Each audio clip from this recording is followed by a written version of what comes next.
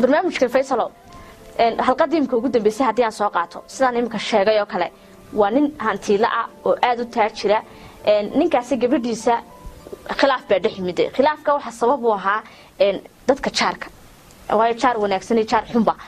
wala leey marka dadka jaarkiisa ah ayaaba maxay haday sabab u noqday labadan qof inay isku dhacaan run ahaantii waxayna ahay laba qof oo aad isku jecel ninku aad buu jecel gabadhuna aad buu jeceshay ninkeeda sidaynu wada daawanaynay gabadhaasi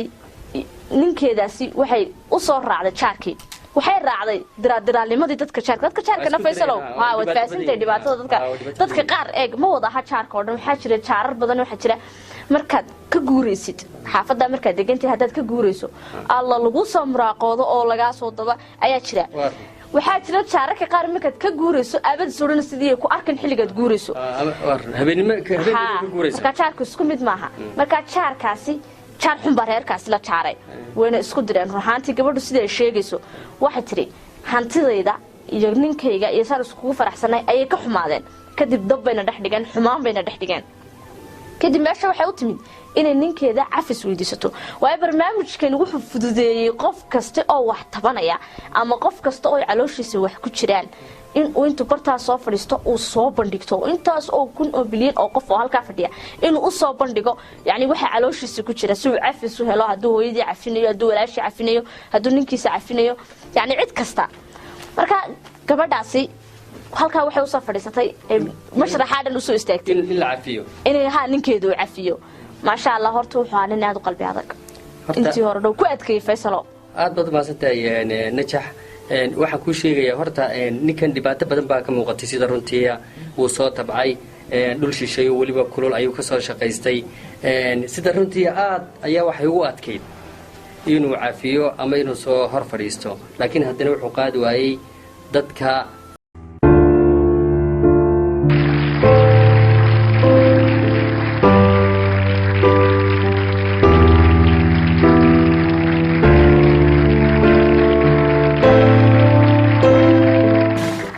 وقلت رأيت ما سنتين كسلوا هذا برنامج كان مسامح كريم قصة عن هذا يدي هنا وقصة مغرب كسو جدا وقصة ولا حصل وصاحبة سحر إيوان خلاف إيا كلاجو القصة أن هلو من كود هذا الدونا وهرنا نسود وينه عمر كهري أن لكلنا صاحب الدعوة زكريا أهلا وسهلا زكريا واندوها إذا ورن حالات وان في عام أرمو يكون في عين سماء الحمد لله يفرسو مع السند ورن سو مرتاح متي الحمد لله waxaan ku arkaado degdeg u soo galaya marmar baan nooca u socdaa Zakariya bas su'aal baan ku weydiinaya gabadhii hore ku mehersaneed magaceeda Sukayn Zakariya waxa weeye kii labaad oo mehersaday aan Sukayna oo ahaan jirtay gabadh u doonan saaxiibo dhaba ay ahaayeen Maxamed waxa u doonaneed Sukayna muddo kadib waa uu ka tagay kadibna waxay ismehersadeen Zakariya si kastoo ahaataba muddo kadib waxa Maxamed la soo diristay caafimaad darro wuxuu dareemay xanuuno kadib dhakhtarka ayaa la dhigay isaga iyo ehelkiisuba waxay u qaateen in ay Sukayna in ay iyadu sixirtay fal yimcinaha kadibna waa u daalay mas'uuliyadii iyaga qaaday طبعا mas'uuliyadda Zakariya isaga naftigiisu way saaran tahay haddaba ehelka Maxamed waxa ay diiran dhakada ay ka saareen in Maxamed saaxiibkiisa Zakariya oo isagu arrinka ka dambeeyay Sukaynana waxay tuhmaysay Maxamed Zakariyana arrinkii ay ku dhaxdhacay imika haddaba waa yimid Zakariya barnaamijkan Musaamax Kariim si uu iskugu dayo inuu la heshiiyo saaxiibkii وساحبك محمد sababtoo xiriirkoodu hadda wuxuu kala go'an yahay muddo ka badan 4 sano waxay ahaayeen saaxiibo lilaahiya Zakariya Maxamed wuxuu ka dhiganay walaalkii oo kale ma garanayo dareenka Maxamed laakiin eegi doonaa laakiin marka hore aan hubino inay si fiican u gaadhay fariinteedii sidan hadda arrinka aan u soo tabiyay soo si sax maaha ma jiraan wax kale ku darsanaysaa maya arrinka waa saan u sheegnay weey waa soo sheegtay waan gartay haatan waa timid waad ku mahadsantahay maxaad ku oran lahayd Maxamedna waxaan ka codsan lahaa inuu saamaxo waxaan ku oran lahaa sida saaxiib kuma kala go'ayno labadeenu welina saaxiibtinimadaadii waan u baahanahay meel la kuma kala tagayno dhimasho mooyee waan gartay insha allah khayr bay noqon doontaa soomaad garan filo khayr badan insha allah aniga oo adiga kaa socda fariintii waan u diray saaxiibka maxamed oo maqrib jooga fariin qaadaha iyagu waa uu gaarsiiyey bal aan wada aragno siduu u aqbalay fariinta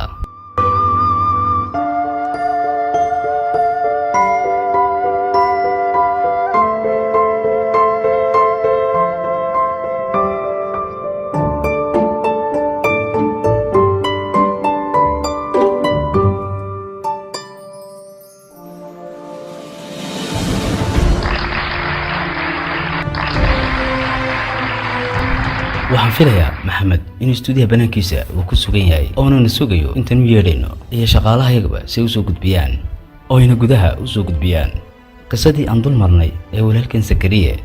waxa uu mehersaday gabadh la yidhaahdo sukayna waa mehersadihii labaad weeye isagu kii markii hore u mehersaneed maxamed weeye waa uu ka tegey saaxiibana way ahaayeen markii uu mehersaday walaalkan sakariya maxamed wuxuu dareemay caafimaad darro ehelkii maxamedna waxay u qaateen in sukayma ay u samaysay sixir sida iyaguba sheegaan ay yidhaahdaan fal micnaha yani maxamed inay sixir iyo fal waxaas ay u samaysay waa u xanaaqeen ehelkiisii waxay u xanaaqeen zakariya waxaana u haystay zakariya inuu yahay qofka arrinkan ka dambeeyey dabcan zakariya muddo kadib waa uu ka tegey sukayna haatan oo 4 sano laga joogo wuxuu xiriirkoogu kala go'an yahay waxaanu nagu yimid istuudiyaha si uu uga dalbado saamaxaad una raaligeliyo xiriirkooga inay soo ceshtaan bal haddaan eegno dareenka maxamed muxuu noqon doonaa waa hadduu arrinkan raali uu yahay annaguna dhankayaga waan ku dadaali doonaa si aan iskugu soo celino bas laakiin ugu horeyn aan u yeedhno maxamed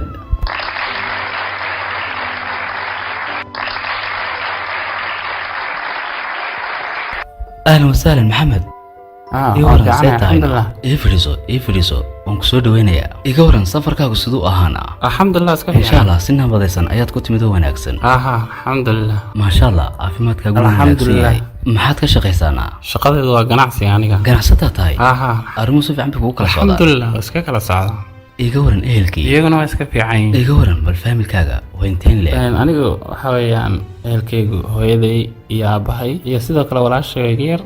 iyo walaalkay ma waxaad leedahay walaalkaa yar walaashayna waa la qabaa oo ma gabadh weynba oo waa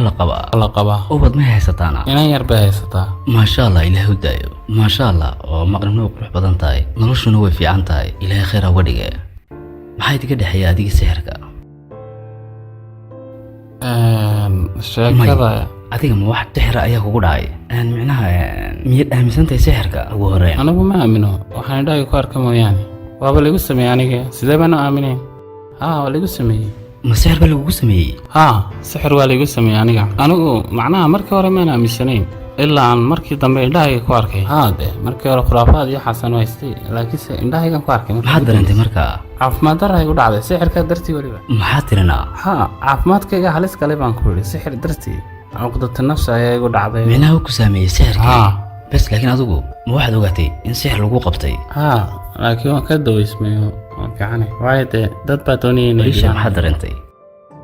waxaan dareemay anigu matalan soo adiga ku garan maayo oo taas kuma arkayo waxaa ii muuqanaya sii jeedkaaga adigoo soo jeeda xataa matalan markaan arko saaxiibkay micnaha ma waxbaa lagu cabsiiyey mise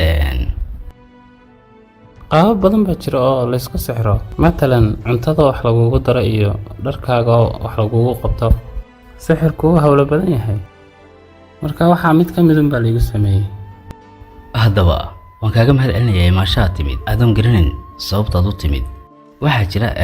saaxiib ay ka dalbaday in adiga kugu yeedho wuxuu annaga naga dalbaday inaan kuu yeedhno annaguna waajibaadkaygii waan fulinay insha allah khayrna way noqon doontaa kulankani ma jeceshahay inaad ogaato qofka kuu yeedhay waan doonayaa haddaba shaashadaa ka eeg miya halkan maxaad igu yeedha aniga kanna ma halkan buu joogaa maxaa keenay isaga halkan muxuu ka soo doonay kani nin maaha mudane kani waa kii waxaan ku sheegay oo dhan igu sameeyey maxaa keenay isaga halkan makanba waxa igu dhacay oo dhan ninkan baa sababteeda iska lahaa miyaad ogeen gabadhaad kala tagteen inuu mehersaday adigu marka hore mayna ku mehersaneen bal ii firiso xoogaa gabadhan hadda isaga u mehersan maan ahayn tii adiga ku mehersanayd markii hore kani wuxuu igu sameeyey aniga qofkii igu qaalisanaa adduunka ee aan ugu jeclaa ee aan ku hamiyey noloshayda inta ka dhiman inaan la qaato ayuu ka dhaadhiciyey inay sixirta aniga sawirkay weliba igu sixirtay ninkan ayaa siiyey indhahaygana ku arkay haa weliba wuxuu ahaa sawir aan labadayadu isla galnay sawirkaasina wuxuu ahaa sawirkii aniga laygu sixiray sawir wahii ayuu siiyey miyaa haa isagaa siiyey sawirka haddaba midaan ku dhaho fariin ayuu kuu soo diray marka hore anaa ku akhrinayaa fariintan ayuu kuu soo diray anaana ku akhrinayaa dhib male laakiin dhegayso in yar iga kala durka walaalkayga qaaliga ahaayo maxamedow xaalkaagu hadda siduu yahay waxaa laga yaabaa inaad caafimaad qabto insha allah waan ogahay saaxiibkayga qaaliga ahaayo inaanad rabin inaad imaqasho ambaad i aragto waanan ogahay inaad iminka doonayso in aad gacanii qaaddo gacan qaadis micnaa saaxiib waan kuu dhaaranayaa anigu maan moodeen in qofkani ay dhaqankan oo kale ay leedahay aniga naftirkaygaba saaxiib ayaa badgalay wallahi inaanan doonayn inaan adiga wax ku soo gaarsiiyo adiga awgaana dhibaataan maray iyo wixii kugu dhacayba iyo in ka badan saad u malaynayso adigu xasuuso wanaaggii iyo saaxiibtinimadii iyo farxaddii innaga inaga dhexaysay ilaahay baan kugu dhaaranayaa saaxiib in aad marka hore naftaada weydiiso may kula tahay in aan anigu kugu samaynayo waxaan aad adigu tiri waa uu igu sameeyey naftayda anigu cafin maayo wixii aan mas-uulka ahaa maantana waxaan kugu hor imid si aan kuu raaligeliyo adiga saaxiib qaali waan ogahay raaligelinteeduna inaanay wixii kaa lumay aanay kuu soo celinayn taasoo aad haatan ka soo kabatay laakiin aniguna dhib badan ayaan soo maray adiga awgaa weliba anoo adiga kaa baqanaya waan ku baryayaa saaxiibkayga qaaliga ahaayo waan ku baryayaa isaamax walmusaamax kariim waan garanay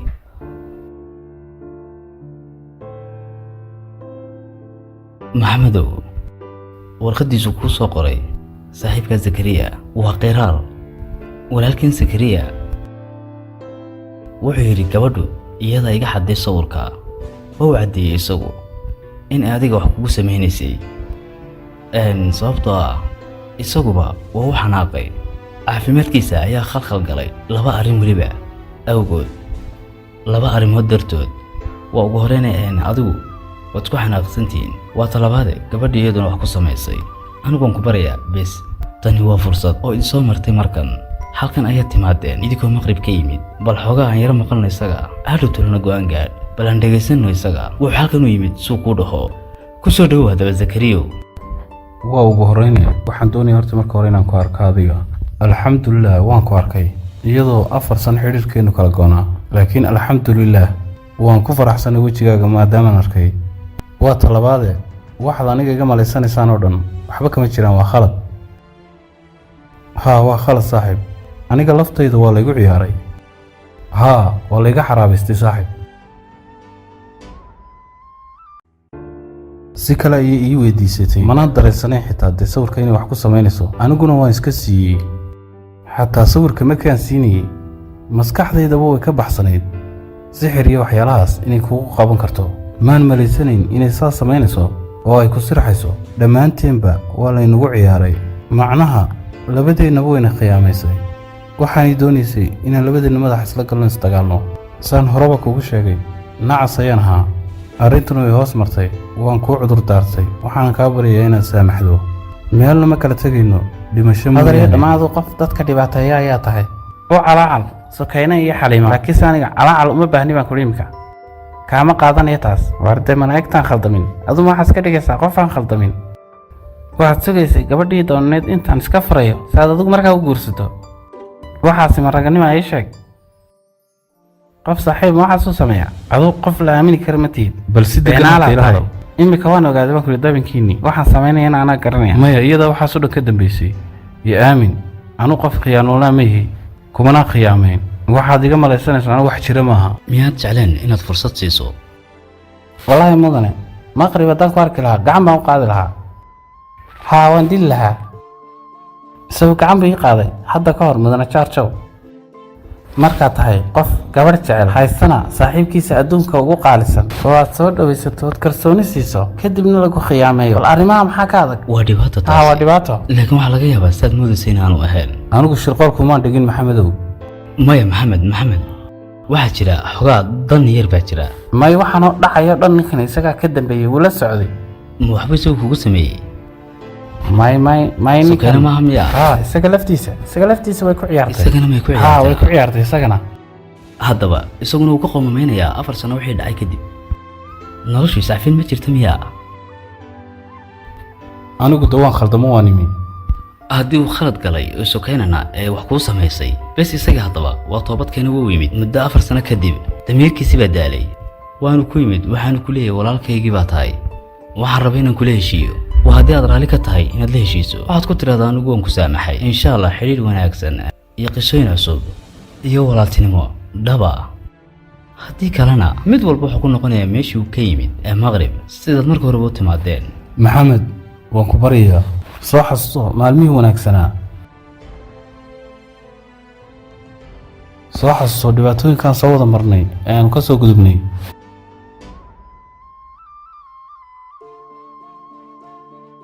way adag tahay qof saan oo kale ah. maxamed imaqal maxamedow adigoo degan ka fakir haddii aad go'aan qaadanayso go'aankii u dambeeyey qaado anigu kuma qasbayo. fursad baad haysataan istuudiyahanaad ku sugan tahay waa saaxiibka oo kuu soo noqday u noqo. haddii kalena maxaad doonaysaana? sidan maan mooday wallaahi.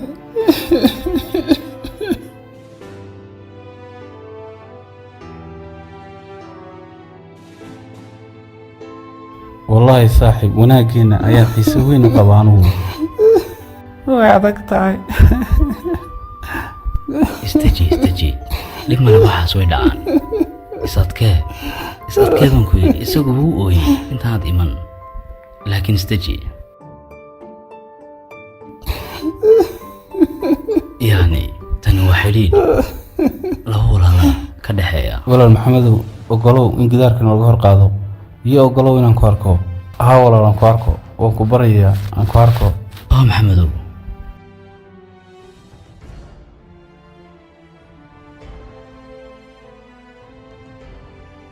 adigu maxamedow waad cisayn jirtay waanad cisaysaa hadda.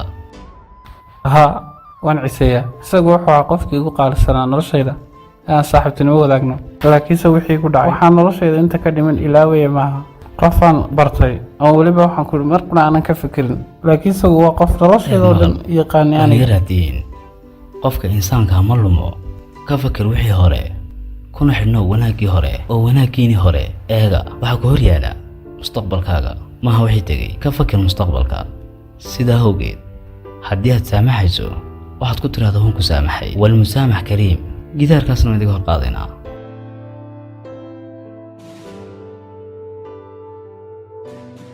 sideen u saamaxaa qofkii aniga sidaasii galay? seebaan u saamaxaa? naftaada ha kicin.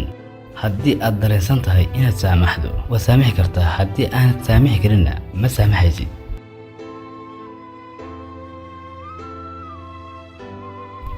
maxaad go'aansatay? maad saamaxaysaa? waan saamaxayaa. ku dheh waan ku saamaxay walmusaamax kariim. waan saamaxay waaw saamaxay walmusaamax kariim.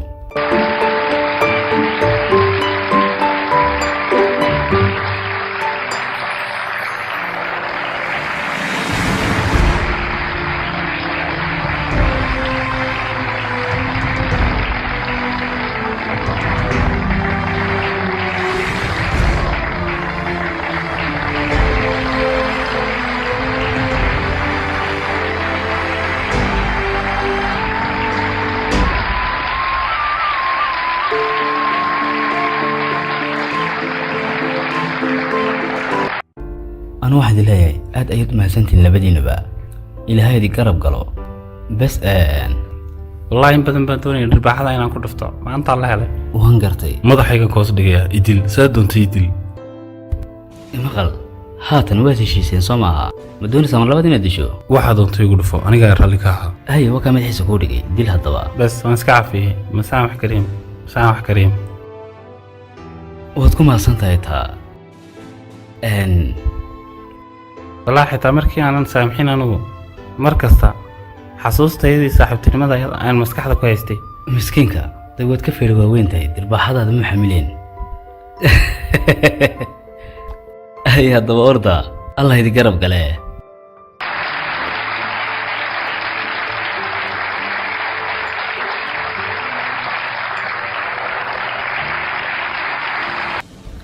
المسامح كريم